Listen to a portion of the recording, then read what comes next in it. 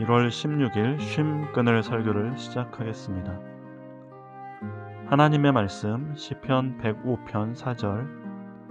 주님을 찾고 그의 능력을 힘써 사모하고 언제나 그의 얼굴을 찾아 경배하여라. 신약 누가복음 11장 10절. 구하는 사람마다 받을 것이요 찾는 사람마다 찾을 것이요 문을 두드리는 사람에게 열어주실 것이다. 아멘. 주연절 둘째 주일 쉼 끊을 설교 신의 얼굴, 자신의 얼굴이라고 하는 제목으로 헤르노트 기도서의 말씀을 가지고 전하도록 하겠습니다. 여러분, 종교는 무엇입니까? 종교란 무엇인가? 종교에 관한 저의 첫 경험이란 어린 시절 할머니께서 새벽에 밥그릇에 쌀을 담고 그 뒤에 초를 꽂아 불을 붙이시고 그리고 비는 것이었습니다. 제게 이제 그게 종교에 대한 첫 인상이었지요. 할머니의 기도란 그저 자손들 잘 되라고, 특히나 이제 아들들 잘 되라고, 남자들 잘 되라고, 피곤한 농사일 하시면서도 새벽잠 주무시지 않고 기도하는 것이었습니다. 4월 초파일 석가탄신일 되면 저는 뭐 알지도 못하는 어느 절에 이 쌀 한 바가지 이렇게 퍼 가셔서 시주를 하시고 또 동네에 이제 저수지가 있었는데 그 저수지에서 이제 뭐 봄이면 제를 드리거든요. 그러면 이제 제를 드리면 거기 이제 단골레에게 아버지와 또 형, 또 제 이름과 예, 태어난 시를 알려주면서 복받게 해달라고 이렇게 부탁을 하시곤 하셨습니다. 아침마다 드리는 이 촛불 켜놓고 드리는 기도는 그래서 사실 누구한테 비는지는 잘 모르겠더라고요. 이게 부처님한테 비는 건지 아니면 천지신명에게 비는 건지. 새벽에 기도드린 모습은 저는 이제 자고 있었으니까 볼 순 없어도 그 타담한 초와 흘러내린 촛농으로 굳어진 이 쌀에 담긴 밥그릇이 덩그러니 남아 있었습니다. 그러다가 이제 교회를 다니셨는데 교회 다니시면서 하나님께는 어떤 기도를 드리셨을까요? 네, 그저 똑같이 자손들 잘 되라고 전과 같이 기도하실 뿐이었겠지요. 자기를 위해선 뭐 하나 즐기거나 소유하지 않고 할머니는 평생 그렇게 사셨지요. 저는 그것이 종교 아니겠나 생각합니다. 내 안에 소원을 두고 신을 찾는 것. 그 때문에 사실 종교 생활을 하는 것이지 않습니까? 종교 생활이란 그렇기에 기도가 중심일 수밖에 없습니다. 우리의 주님이신 예수께서도 새벽 미명에 기도하러 산을 오르셨습니다. 그것이 아버지 하나님을 믿고 의지하며 그 뜻을 따르는 예수의 종교였기 때문이지요.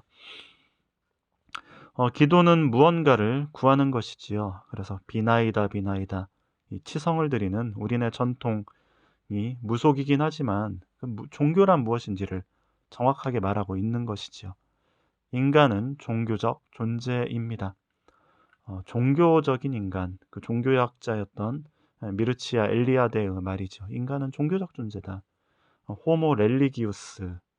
인간은 태생적으로 종교적입니다. 러시아의 뭐 작가였던 베르자예프도 또 똑같은 이야기를 하죠. 태생적으로 종교적인 존재. 인간이 종교적이라고 하는 것은 그래서 곧 인간은 기도하는 존재, 종교와 기도를 빼어놓을 수 없는 것이죠. 그래서 인간은 기도하는 존재다. 이걸 뭐 호모 오란스라고 하는데 호모 오란스, 호모 렐리기오스 사실 같은 의미 아니겠나 싶습니다. 기도를 한다라는 것은 종교적 인간의 자기 정체성을 뜻합니다. 그래서 내가 참된 인간이 되기 위해서 곧 내가 나이기 위해서는 기도하는 것이죠. 우리는 기도합니다. 주님은 우리에게 기도에 관한 많은 말씀을 하시지요. 그래서 구하라, 찾으라, 두드리라 라고 말씀하십니다. 구하는 자가 받을 것이고 찾는 사람이 찾을 것이고 두드리는 자에게 열릴 것이다. 구하는 자에게 하늘 아버지께서는 좋은 것을 주신다. 또는 성령을 주신다라고 말씀하십니다. 종교적 인간, 기도의 존재인 인간은 주님께서 이처럼 당부하지 않아도 사실 끊임없이 무언가를 구하며 살지요. 신께 기도하지 않는다 해도 어떤 형태로든 무언가를 구하며 뭔가를 빌고 사는 것이 인간입니다. 기도 자체가 인간의 본성이기 때문입니다. 또한 인간의 실존은 무언가를 구하지 않아도 충분한 그런 상태가 아니지요. 실존이란 단어 자체가 인간의 불안과 두려움, 결핍을 의미하는 말입니다. 그러니 이 결핍, 결여를 채우기 위해서, 불안을 그치게 하기 위해서, 이 미완인 존재가 완전한 존재가 되기 위해서, 미완을 완성시키기 위해서 인간은 끊임없이 뭔가를 구하지 않으면 안 되는 존재입니다. 사람들은 참 열심히 삽니다. 열심히 구하고 열심히 노력하며 삽니다. 열심히 기도하며 사는 것이지요. 기도에 열심히 부족한 사람은 아무도 없습니다. 한국교회는 특히나 기도를 무척 강조했지 않습니까? 새벽 기도, 철야, 금식 기도, 온갖 기도를 정말 열심히, 산기도 하며 살아왔지요. 그러니 사실 이제 사무엘이 말한 기도하지 않는 죄, 이 말은 한국교회는 좀 맞지 않는 것 같아요. 다들 참 열심히 기도하지 않습니까? 코로나 시국이라 이제 어떤 그 같이 모여서 기도하는 건 어려워도 혼자라도 참 기도를 열심히 하지요. 그런데 우리는 무엇을 기도하는 것일까요? 여러분, 무엇을 구합니까? 저는 신앙생활하면서 이것이 가장 어려웠는데요. 기도 제목 이렇게 내라고 하지 않습니까? 기도 제목 내는 게 사실 저는 가장 어려웠습니다. 다른 사람들은 다들 기도의 목록 길게 쓰는데 저는 몇 개 적는 것도 쉽지 않더라고요. 특별히 배우자 기도 이런 것도 많이 하지 않습니까? 배우자 기도 한다고 하면 어떤 배우자를 얻고 싶은지, 심지어는 목록을 100개 이렇게 적는 사람들도 있고, 그래서 그 100개의 목록이 다 들어줘서 하나님이 응답하셨다 이런 분들도 많은데, 저는 한 줄도 겨우 적는 정도였지요. 많은 기도의 목록들이 과연 우리에게 다 필요한 것일까? 그 모든 기도란 사실은 우리 스스로가 불안하기 때문은 아니지요. 그러니 사실 이 많은 기도의 목록보다 불안한 우리 그 마음 자체를 좀 잠잠케 해주고 마음이 좀 평안하게 해달라고 기도하면 사실 그 목록이 다 필요 없는 것 아니지 않나요? 많은 기도의 목록을 읊는 것에 대해서 주님은 이방인들처럼 중언부언하지 말아라, 빈말을 되풀이하지 말아라라고 말씀하십니다. 이방인들이 중언부언하는 것이란 사실 무수히 많은 기도의 말을 떠버리는 것을 말하지요. 그들이 그토록 많은 기도를 하는 것은 그렇게 많은 걸 신께 요구하다 보면 신이 그 중에 뭔가 하나 들어주시겠지라는 요행이 담겨 있기 때문에 그렇습니다. 그런데 예수님은 그것은 기도가 아니다, 그렇게 빈말을 되풀이하는 게 기도가 아니다라고 하시는 것이지요. 그 중에 어쩌다 운이 좋은 것들이 되면 좋고 안 돼도 어쩔 수 없지, 이렇게 어떤 유행을 바라는 기도는 기도가 아니다라고 하는 것이죠. 그리고 진정 기도자가 원하는 것이 뭔지 알 수 없습니다. 많은 말들, 이거 내가 얼마나 진지하게 기도하는지 점검할 수 없는 것이죠. 응답이 된다 한들 그런 기도의 응답에는 감사할 수 있겠습니까? 이런 기도란 한없이 가벼운 기도일 수밖에 없는 것이지요. 시편의 말씀에서 우리가 구해야 할 것이 무엇인지를 우리는 제대로 알게 되죠.